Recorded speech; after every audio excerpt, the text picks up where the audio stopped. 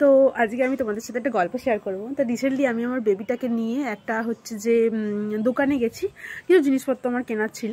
তো দোকানের সামনে যে র্যাকগুলো হয় না বসার জন্য, মানে বসার ঠিক না, মানে ঘেরা থাকে যেটা, তো ও মানে ওর অস্বস্তিকর হচ্ছিলো দাঁড়িয়ে থাকতে, মানে ওর আসলে ইচ্ছা হচ্ছিলো যে চারিদিকটা দেখবে। তো সেই জন্য আমি ওকে ওর ওপরটায় বসিয়ে দিয়েছি, মানে ওই যে র্যাকটা আছে ওর ওপরটায় বসিয়ে দিয়েছি। ও এবার দোকানের ভেতরে সব জিনিসপত্র দেখছে। তো আমি দোকানে গিয়েছিলাম ক্রিম কিনতে, আর হচ্ছে যে আমার সেলাইয়ের ব্লাউজ বানাবো বলে ব্লাউজের অস্ত্র কেনার জন্য গিয়েছিলাম। তো একটা মহিলা পাশে দাঁড়িয়েছিল, তা মহিলাটাকে দেখে মনে হচ্ছিলো তার বয়স প্রায় আমার মায়ের মতো আরই হবে, বা হয়তো একটু কম হবে।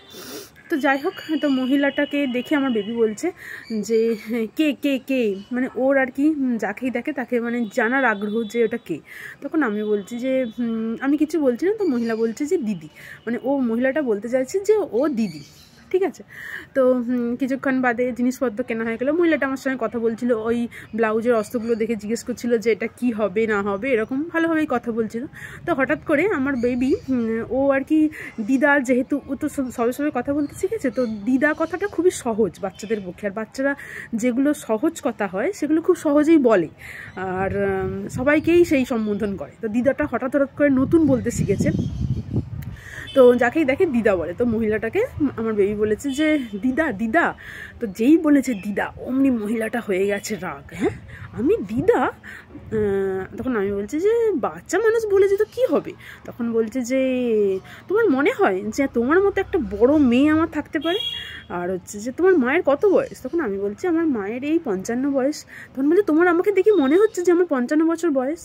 তো কিছু কিছু সময় কিছু কিছু মানুষের বয়স বোঝা যায় না, হয়তো মনে হবে যে সরি ভুল বললাম, আমার মায়ের 45 বয়স।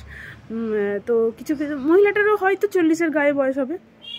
তো যাই হোক, তো এরকম বলছে। তখন যে দোকানদার সে বলছে যে আরে বাচ্চা ছাড়ো না। বলছে যে কী করে তুমি বললে, মহিলাটা বলছে কী করে তুমি বললে যে আমাকে দিদা বললো, আমাকে দেখে কি এত বয়স্ক মনে হচ্ছে।